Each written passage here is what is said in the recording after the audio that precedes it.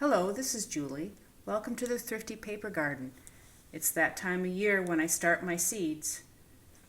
So I look at my calendar and I want to go out probably about 8 weeks.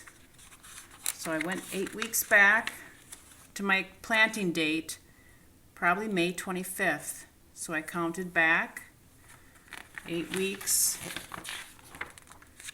which brought me to today. I've already assembled the seeds that I want to plant, and one of the main reasons that I like to start my own seeds is you get a much wider variety of plants that you can grow than if you just go to your nursery and pick up the seedlings yourself. So I look at my seeds, and the back of the seed packet has lots of information. And this says, start indoors in a warm, well-lit area about 8 weeks before planting outdoors. Sow seed a 1/4 inch deep into individual containers filled with seed starting formula. Keep moist. Seedlings emerge in 10 to 21 days at 75 to 80 degrees Fahrenheit. Before transplanting, move to a sheltered area outside for a week.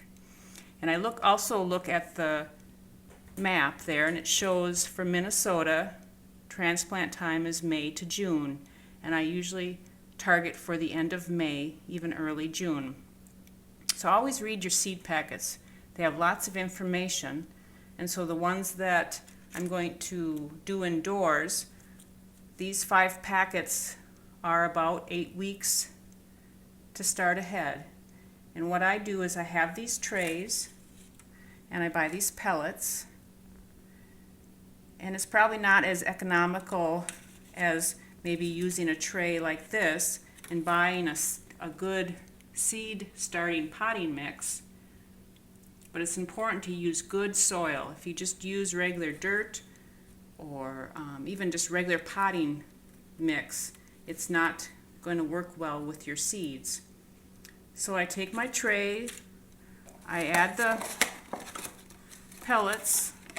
They have a thin netting material on them.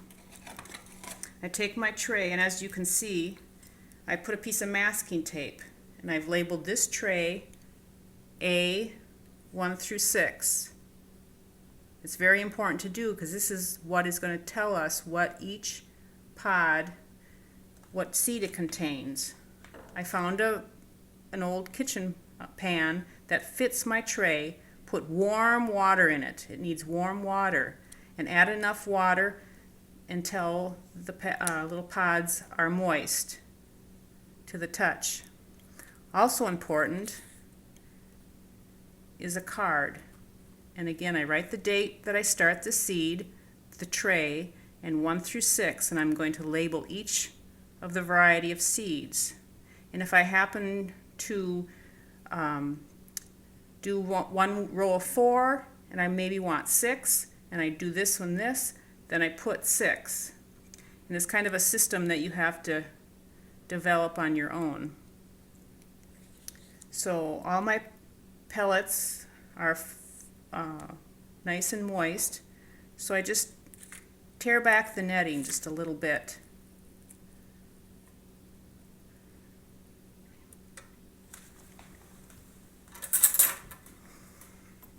And you kind of want to loosen up the soil and push it back a little bit. I normally add 3 seeds per pellet, and with 3 seeds you have a pretty good chance of at least one germinating. The seeds that I'm using today, I don't have many seeds in the packet, so I'm just going to put 2 in there. And usually the general rule of thumb is you put the seed twice as deep as the width of the seed.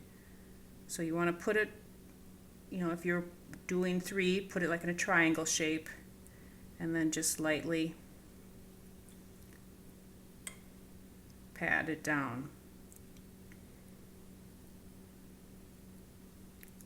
And after I've done all 24 of those, and I've written them down on the paper, the seed packet mentioned keeping them at 75 to 80 degrees Fahrenheit while they're germinating. Well, I keep my house at about 65 in the winter time, and there isn't really a place in my house that is at that adequate temperature. So I have purchased a heated greenhouse.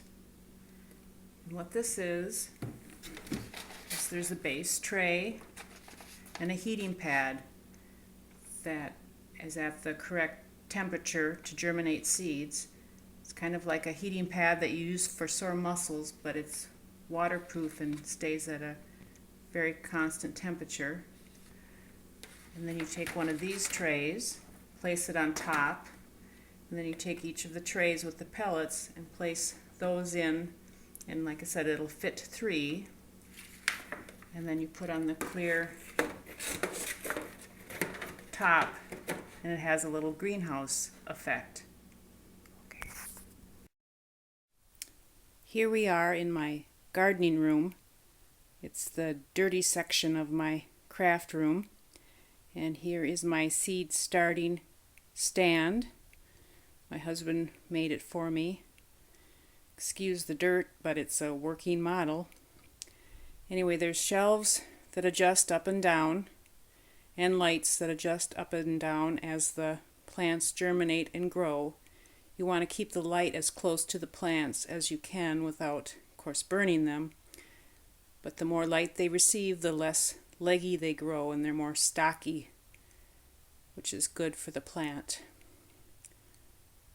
And I have a timer that the light comes on when the sun comes up, and the timer turns off the light as the sun goes down to mimic what normally happens in nature.